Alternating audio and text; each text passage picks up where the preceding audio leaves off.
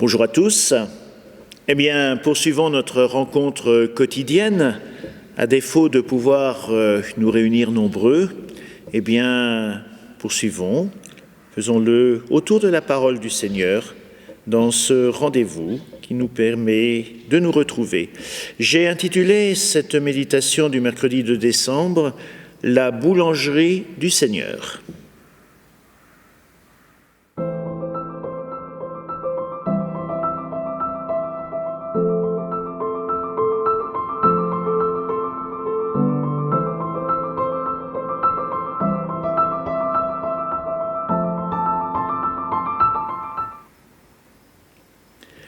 De l'évangile de Jésus-Christ selon saint Matthieu.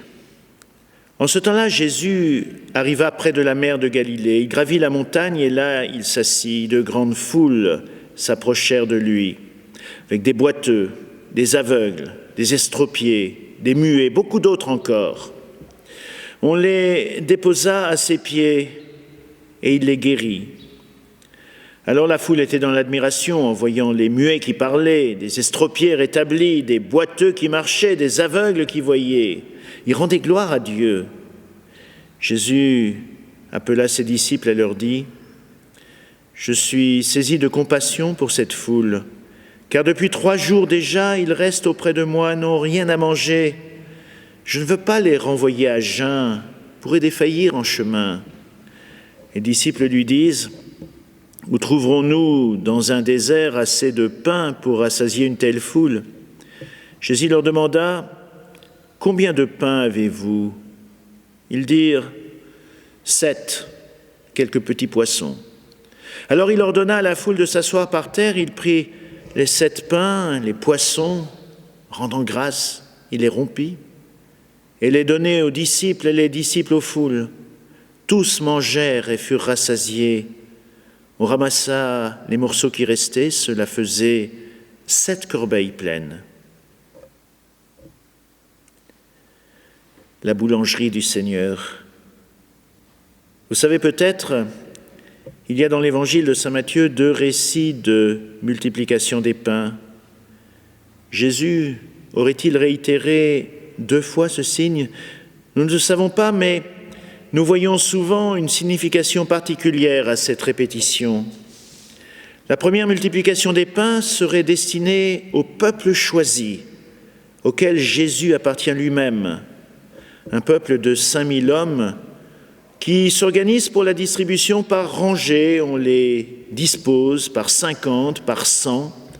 Comme jadis dans le désert, le peuple en route vers la terre promise s'est organisé en tribus pour ses campements.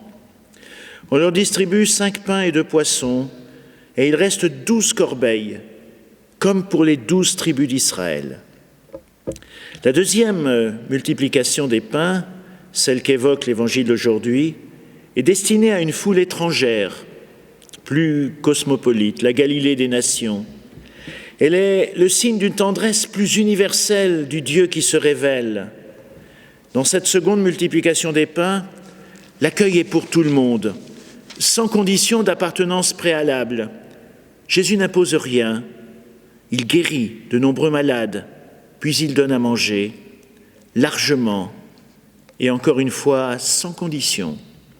Il y a là 4000 personnes, un peuple de païens qui n'a pas encore l'expérience de la rencontre avec le Dieu unique. Après le partage de 7 pains, il reste 7 corbeilles.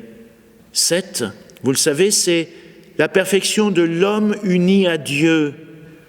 C'est le cycle parfait, abouti, achevé. C'est le rappel de la création du monde en 7 jours. Le 7e symbolisant cette alliance que le Créateur fait avec sa créature en se reposant. 7, ça associe le divin Dieu de tendresse en 3 personnes, Père, Fils et Esprit, et notre univers.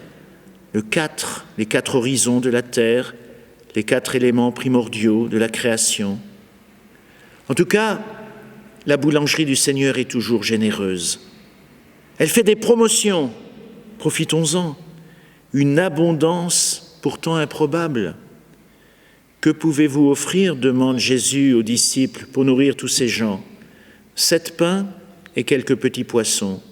Pourtant, avec ce peu, Jésus va nourrir et même rassasier largement, car il y a des restes. Les portions ne sont pas calculées au plus juste.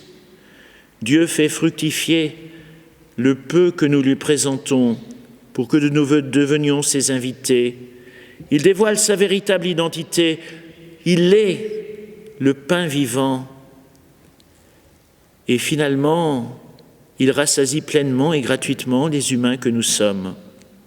Alors dans la boulangerie du Seigneur, il n'est pas là pour nous retirer le pain de la bouche, bien au contraire. Mais il nous dit qu'en ce pain de l'Avent, nous avons du pain sur la planche, à la suite de Jésus, pour devenir toujours davantage bon comme du bon pain.